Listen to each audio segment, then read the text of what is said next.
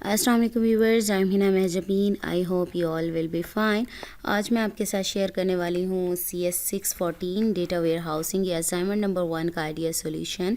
But idea solution share करने से पहले अगर आप मेरे चैनल पर न्यू हैं दैन प्लीज़ मेरे चैनल को सब्सक्राइब कर दें और बेल आइकन को क्लिक करना मत भूलेगा ताकि अपकमिंग लेक्चर्स और डिफरेंट असाइनमेंट के आइडिया सोल्यूशन के नोटिफिकेशंस आप तक पहुँच जाएँ। लाइक भी कीजिएगा, शेयर भी कीजिएगा। ओके जी, लेट्स स्टार्ट। अच्छा, ऑब्जेक्टिव ज़रूर पढ़ लिया करें ताकि आपको पता चल जाए कि किस तरीके से करना है। इसमें denormalisation techniques and principles to denormalise data और टेबल्स, ये प्रिंसिपल्स हैं जो आपने इसको देखना है, अच्छे तरीके से अपना कॉन्सेप्ट क्लियर करना है। और ये 1 से लेकर, ये सबसे अच्छी बात है, प्लस पॉइंट है जब आपको बता दिया जाता है कि 1 से लेकर 9 तक लेक्चर्स हैं, इस असाइनमेंट को कवर करते हैं। So let's see the question number 1 that is of I think 10 marks.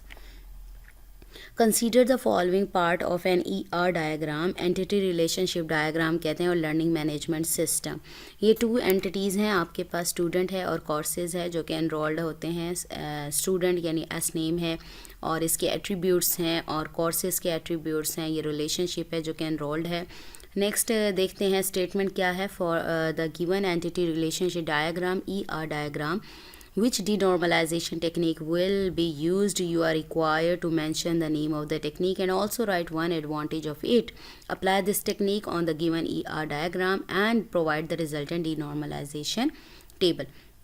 एक हमारा ये क्वेश्चन हो गया। सेकंड क्वेश्चन हमारा क्या है, consider the following information about student and course tables. Header size student table given है, नंबर और रिकॉर्ड स्टोर्ड इन स्टूडेंट टेबल है, हेडर साइज कोर्स टेबल है, यानी इसे समझ लें ये मास्टर टेबल है और ये डिटेल टेबल हो गया, नंबर और record stored in course table. तो अब इसका क्या करना है आपने, suppose you have applied pre joining denormalization technique on given tables, you are now required to calculate the size of resultant table in megabytes, MB, gigabytes, terabytes में आपने इसको कन्वर्ट करना है। The reference column in these 2 tables is of 9 bytes और number of records in denormalization table will be this.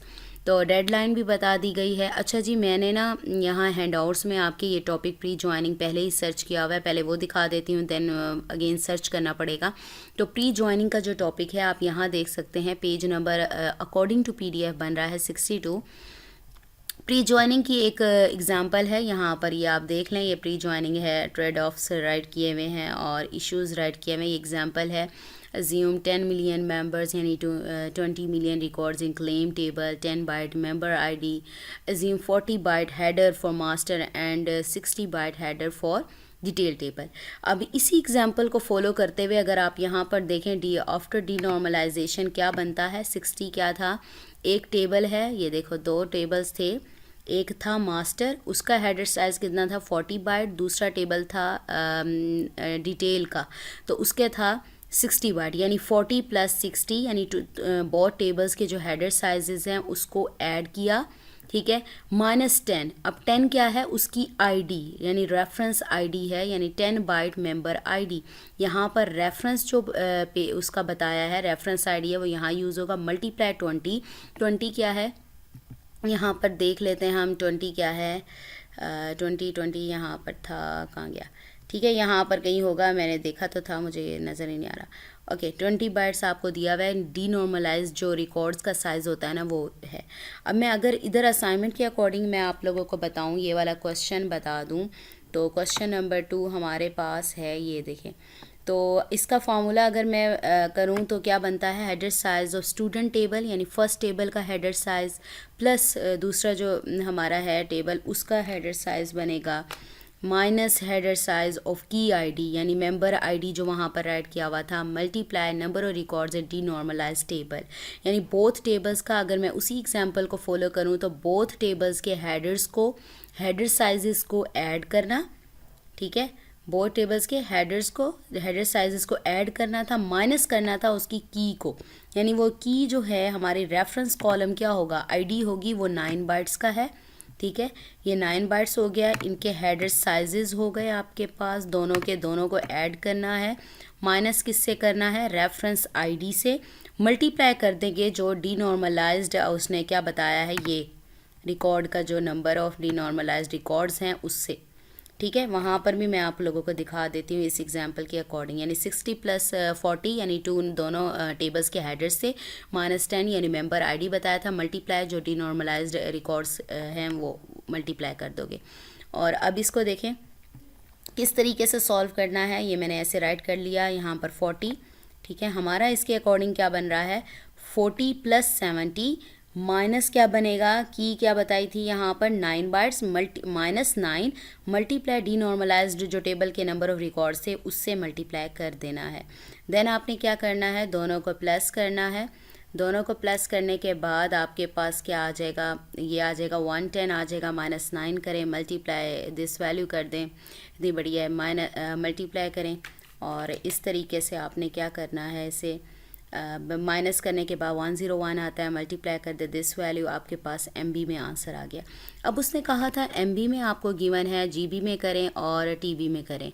वैसे अगर देखा जाए तो 1 MB जो 1 GB होता है 1024 MB के इक्वल होता है, लेकिन हम यहाँ पर 1000 भी ले सकते हैं। अगर आप इंटरनेट पर सर्च करें तो क्या है 1000 ही आ रहा है, तो मैंने यहाँ पर 1000 से इसको डिवाइड किया है, ये वैल्यू गिवन है, 1000 से डिवाइड करें, GB में कन्वर्ट हो गया। फिर TB में भी कहा था, अगेन 1000 से डिवाइड करें तो आपके पास जो आंसर आएगा वो TB में आ गया, ठीक है। तो ये हमारा फर्स्ट जो क्वेश्चन है वो हो गया कंप्लीट। अब यहाँ पर करना है आपने क्या, फर्स्ट क्वेश्चन की तरफ आते हैं। टेबल्स की बात की थी, एंटिटीज़, पहले तो ये जो एंटिटीज़ गिवन है उनके टेबल जो है आपने क्या है उसके एट्रीब्यूट्स राइट करने हैं टेबल फॉर्म में दोनों के एट्रीब्यूट्स राइट कर लें इस तरीके से। अब दोनों की जो आईडीज़ हैं वो हैं, उनको लिया जा सकता है, आप ले सकते हैं, दोनों की आईडीज़ सेम हो सकती हैं, ठीक है। यानी इसमें यूज़ किया जा सकता है इसे, कोर्स आईडी, स्टूडेंट की जो आईडी है उसमें कोर्स आईडी भी यूज़ हो सकता है। इसलिए इसको, क्योंकि हमने कोई एग्जांपल के तौर पर इसको अप्लाई करना है, तो हम ये क्या है एक टेबल सेपरेट कर लिया। अगर मैं इसको करूँ तो वो आपको हैंड आउट्स में दिखा दूँ कौन सी है, कोलैप्सिंग टेबल्स है, कोलैप्सिंग। तो मैंने इसको हाईलाइट किया था,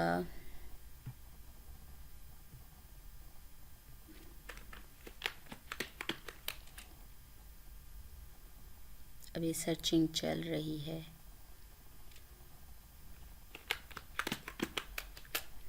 ये रहा, ठीक है। 5 प्रिंसिपल्स और डीनॉर्मलाइजेशन टेक्निक हमारे पास क्या है, 52 पेज नंबर बन रहा है। और लेक्चर नंबर 6 और 7 में आई थिंक है कोलैप्सिंग टेक्निक है। 2 entities with a 1-to-1 relationship, 2 entities with a many-to-many relationship. आप इनको देखकर हॉरिजॉन्टल वर्टिकल स्प्लिटिंग होती है कॉलम। अगर मैं इस डायग्राम को देखती हूँ, डायग्राम को अगर मैं देखूं तो इस डायग्राम में देखें मैनी टू मैनी रिलेशनशिप बन रहा है। मैनी टू मैनी, ये जो क्रॉ फीट आपको नज़र आ रहे हैं, मैं इसको जूम इन कर देती हूँ आपके, अगर आप असाइनमेंट में देखें तब भी नज़र आ रहा होगा, यहाँ पर क्रॉ फीट बने हुए हैं, 3 लाइंस हैं। तो इसका मतलब है यहाँ पर भी 3 है, यानी मैनी, यहाँ पर भी मैनी है। अगर एक लाइन होती तो वो क्या होता, 1-to-1 होता, लेकिन यहाँ मैनी टू मैनी रिलेशनशिप है। यानी मुझे पता चल गया कि कौन सी टेक्निक यूज़ होती है कोलैप्सिंग टेबल्स। क्यों, 2 entities with a 1-to-1 relationship हो या मैनी टू मैनी रिलेशनशिप से कनेक्टेड हो, तो वो कोलैप्सिंग टेबल्स की जो टेक्निक है डीनॉर्मलाइजेशन की, वो यूज़ होती है। तो यहाँ पर कौन सी टेक्निक यूज़ हो रही है, मैनी टू मैनी यूज़ हो रही है। तो मैंने क्या लिखा, कोलैप्सिंग टेक्निक जो है नॉर्मलाइजेशन की, वो यहाँ पर यूज़ हो रही है। उसके बाद उसने कहा था कि एक एडवांटेज राइट करना है। मैंने बहुत सारे एडवांटेज इंटरनेट से लिए हैं, इसको सेम एज इट इज़ नहीं राइट करना, अगर करोगे तो 0 मार्क्स आएंगे, ठीक है। इसको चेंज करना पड़ता है अपनी वर्डिंग में। तो इसको करके फिर टेबल का मैंने आपको बता दिया, अलहदा लें। अच्छा, इसमें क्या होता है, यहाँ पर एक एग्जांपल भी गिवन है प्री ज्वाइनिंग टेबल्स की। ये देखें, 2 टेबल्स गिवन है, उसको प्री ज्वाइनिंग में क्या करते हैं, जो सेम जाए तो उसको रिपीट नहीं करते, आप विदाउट रेपिटेशन टेबल, ये 2 टाइम्स है तो 1 टाइम राइट करके B और C कर दिया। इसमें नंबर ऑफ टेबल्स जो हैं वो कॉलम्स जो हैं रिड्यूस हो जाते हैं, बिजनेस व्यू चेंज नहीं होता, फॉरेन कीज़ रिड्यूस हो जाती हैं, अपडेट टाइम आपका रिड्यूस होता है, स्टोरेज स्पेस भी रिड्यूस होती है। इसमें से कोई भी आप राइट कर सकते हैं, याद रखिएगा सेम ना जाए। अब मैंने टेबल्स राइट कर लिया। अब देखें 3 टेबल्स मैंने निकाले हैं। इससे निकालने के बाद अगर SID और CID देखो, आप तीनों टेबल को अगर मैं कोलैप्स करती हूँ तो क्या होगा, कि इसमें ये वाली SID और CID है, कोर्स ID और स्टूडेंट ID है, वो सेम हो जाएंगे। तो मैं इनको छोड़ते हुए मैं आप क्या करूँगी, SID नेम डिपार्टमेंट और एड्रेस का है वो लिख दूँगी, और उसके बाद ये वाला टेबल आपका चला जाएगा विदाउट रिपीटेशन, यानी ये इसको रिपीट अगेन, हालांकि मैं करती तो मैं इन सब को इकट्ठा कर सकती थी, लेकिन मैं क्या है इसको छोड़ दूँगी क्योंकि हम रिपीट नहीं कर सकते। तो ये क्या है, SID आपके पास आ गया, कहाँ गया, ठीक है। इसको थोड़ा सा आप ठीक कर लें यहाँ से, ठीक है, इसके साइज़ वगैरह ठीक कर लें। तो आफ्टर डीनॉर्मलाइजेशन टेक्निक आप अप्लाई करने के बाद आप सेम वही वाला टेबल राइट कर देंगे विदाउट रेपिटेशन। तो ये हमारा फर्स्ट क्वेश्चन है वो कंप्लीट हो गया। So we have complete our question number 1 of CS 614। मुझे अपनी दुआ में याद रखिएगा, अपना ख्याल रखिएगा, टेक केयर, अल्लाह हाफिज़।